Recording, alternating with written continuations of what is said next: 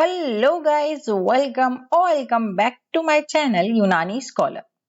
आज की वीडियो में हम जानेंगे एक बहुत पॉपुलर और इवॉल्विंग थेरेपी के बारे में, जिसको हम कपिंग थेरेपी के नाम से जानते हैं। इस वीडियो में हम जानेंगे कपिंग थेरेपी की history, brief introduction, types, rules, cupping therapy का मैकेनिज्म ऑफ एक्शन और उस पर हुए कुछ क्लिनिकल ट्रायल्स। सबसे पहले हम जानेंगे कपिंग थेरेपी की हिस्ट्री के बारे में। कपिंग थेरेपी, जिसको हम अरबी में हिजामत या हिजामा भी कहते हैं, इसकी हिस्ट्री बहुत ही पुरानी है। ये तरीका इलाज सबसे पहले 3300 साल पहले मैकेडोनिया में इस्तेमाल किया गया। मशहूर और मारूफ पपायरस एब्रस पपायरस के जरिए इसके इस्तेमाल होने के एविडेंस मिलते हैं। 2600 बीसी ये तरीका चीन यानी चाइना में इंट्रोड्यूस हुआ, जहां पर डिफरेंट डिजीज में इसको इस्तेमाल किया गया। इसके अलावा दुनिया के बहुत से कंट्री जैसे मिस्र, रोम, यूनान, साउथ अमेरिका, अफ्रीका, रूस, अरब में हिजामा को इस्तेमाल किया गया। अगर इस्लाम या तिब्ब नबवी के पॉइंट ऑफ व्यू से देखा जाए तो इसकी एक बिल्कुल अलग हिस्ट्री देखने को मिलती है। रसूल अल्लाह सल्लल्लाहु अलैहि वसल्लम ने फरमाया, मैं उस रात जिस रात मुझे मेराज में ले जाया गया, जब भी किसी गिरोह पर से गुजरता तो वो गिरोह कहता, ए मोहम्मद, अपने उम्मत को कपिंग लगवाने यानी हिजामा कराने का हुक्म दो। तिब्ब नबवी में भी 3 चीजों पर शिफा बताई गई है। नंबर 1 शहद, नंबर 2 हिजामा यानी कपिंग, नंबर 3 दाग लगाना यानी कॉटरी।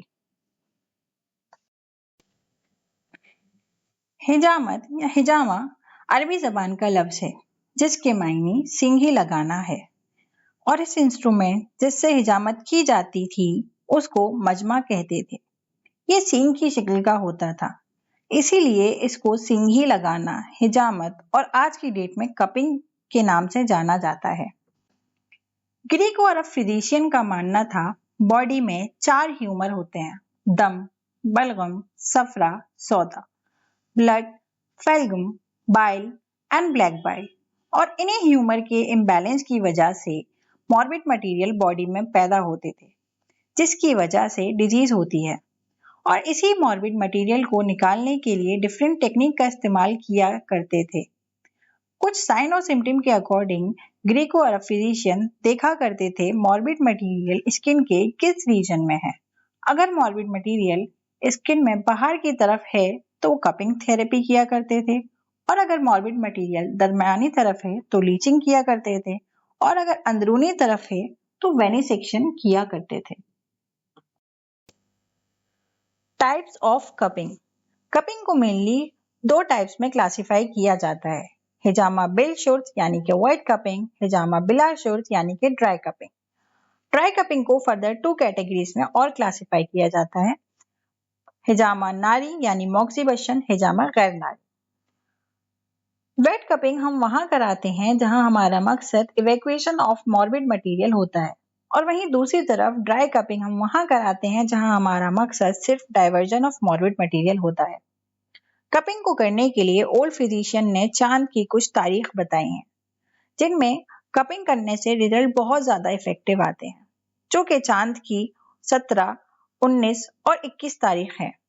माना जाता है इस दौरान चांद और जमीन के बीच ग्रेविटेशनल पुल काफी ज्यादा होता है, जिसकी वजह से मॉर्बिड मैटर का इवैक्यूएशन अच्छी तरह होता है। Mechanism of action. According to the article that is published in Journal of Traditional and Complementary Medicine, the mechanism of action of cupping therapy can be explained by different theories. Number 1, pain gate theory. Number 2, diffuse nauseous inhibitory control. Number 3, reflex zone theory. Number 4, nitric oxide theory. Number 5, activation of immune system theory. And number 6, blood detoxification theory.